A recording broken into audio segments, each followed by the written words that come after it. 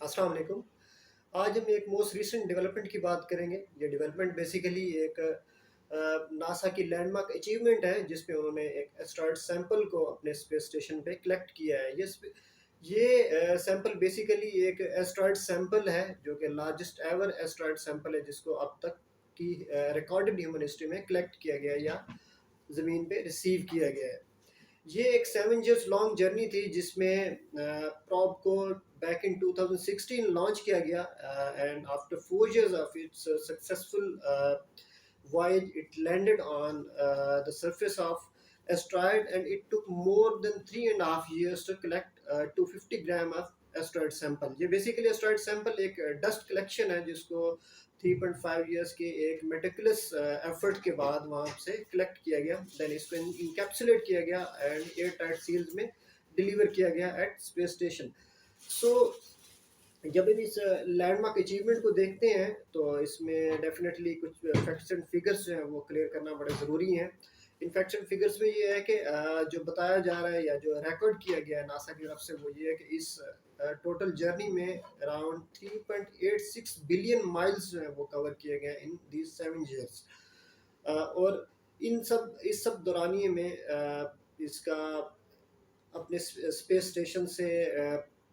Asteroid तक travel करना भी है and then after 4 years of his travel इसका एस्ट्रॉयड बेन्यू के ऊपर इसकी लैंडिंग है और वहाँ पे सैंपल कलेक्शन है, देन इसकी रिसेप्शन है यूनाइटेड स्टेट्स ऑफ अमेरिका में। सो इसको जैसे रिसीव किया गया देन इसकी इंस्पेक्शन की गई कि आया कि जो सैंपल है वो सेफ एंड साउंड है, इसमें किसी भी किस्म की कंटामिनेशन तो नहीं है। इसकी सील्स को जो कि एयर टाइट सील्स है उसको चेक किया गया, देन इसको जो वहाँ पे नियरेस्ट सेंटर था या क्लीन रूम था नासा का उसमें इसको शिफ्ट किया गया। वहाँ से इसको देन एयरलिफ्ट करके जॉनसन स्पेस सेंटर में लाया गया जहाँ पे इससे फर्दर स्टडीज की जाएंगी या एक्सपेरिमेंटल डाटा इससे कलेक्ट किया जाएगा, देन उसका एनालिसिस किया जाएगा। इसके बाद कहा यह जा रहा है नासा की वेबसाइट पे जो एक चीज़ हमें देखने को मिली वो ये कहा जा रहा है कि ऑन अक्टूबर 11 नेक्स्ट मंथ जो है इसके एक्सपेरिमेंटल स्टडीज़ के जो रिकॉर्ड है वो रिवील किया जाएगा। इस रिकॉर्ड की क्या सिग्निफिकेंस है, ये किस तरह की स्टडीज़ में हेल्पफुल होगा और हमें क्या इससे रिजल्ट्स अचीव होंगे, ये हम इसको आगे डिस्कस करते हैं। बेसिकली जो इसकी सिग्निफिकेंस है वो इस हवाले से है कि ये जो सैंपल है इसका पर्पस क्या है या इसको लाया क्यों गया, इससे किस तरह की स्टडीज़ की जाएंगी और इसके क्या स्पॉन्सर है। कहा यह जाता है कि 4.5 बिलियन ईयर्स एगो ये हमारी जो प्लैनेट अर्थ है ये वजूद में आए, देन इसके ऊपर लाइफ बिगनिंग ऑफ लाइफ हुई और इसने आगे सस्टेन किया। सो ये किस तरह के मटेरियल से बनी और देन किस तरह इवॉल्व हुई और आज जो एक स्टेज जिस पे हम रह रहे हैं वो वहाँ तक हम किस तरह से पहुँचे, ये स्टडीज़ बेसिकली इस सैंपल से कलेक्ट की जाएंगी। सो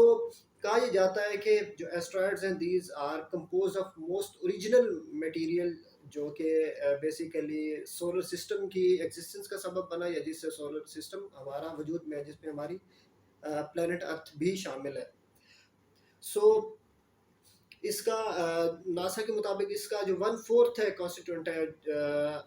इस एस्ट्रॉयड सैंपल का जो बेसिकली 250 ग्राम है, इसका 1/4 कॉन्स्टिट्यूंट या इसका जो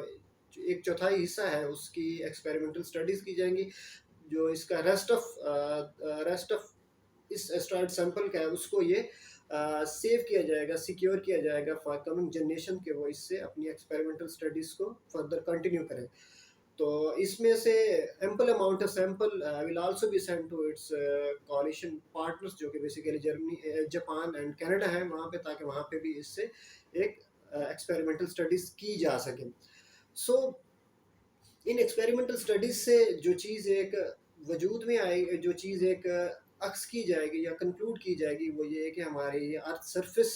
सोलर सिस्टम पर्टिकुलरली हमारी जो अर्थ सरफेस है हमारी जो प्लेनेट अर्थ है ये इसका जो एग्जिस्टेंस है देन इसके ऊपर जो मोस्ट इम्पोर्टेंटली लाइफ है वो किस तरह वजूद में आई और वो किस तरह से सस्टेन एंड फ्लरिश कर रही है।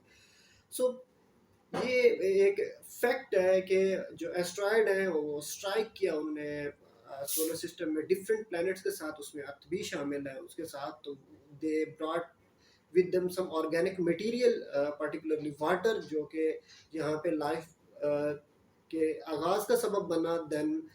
उस लाइफ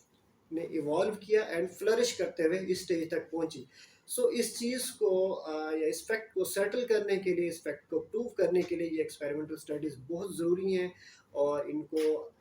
इस तरह से पॉसिबल बनाया जाएगा इस सैंपल से, और इसके रिजल्ट्स जो हैं वो रिवील किए जाएंगे to the rest of the world, कि इसको फर्दर स्टडी किया जाए और इससे एक जो नॉलेज बेस है करंट रेस ऑफ ह्यूमैनिटी के, उसको एनरिच किया जाए कि उसके फोरफादर्स का या इस अर्थ पे लाइफ का वजूद किस तरह से आया और किस तरह से इसने सस्टेन किया। सो ये थी हमारी डिस्कशन। आपको उम्मीद है कि इसमें इसको वैल्यूएबल पाएंगे, और उम्मीद हम कर रहे हैं कि इसको देख के आप इसमें कुछ ऐड भी करेंगे ताकि हम अपनी इस डिस्कशन को फर्दर फ्रूटफुल और प्रोडक्टिव बना सकें। Thank you very much.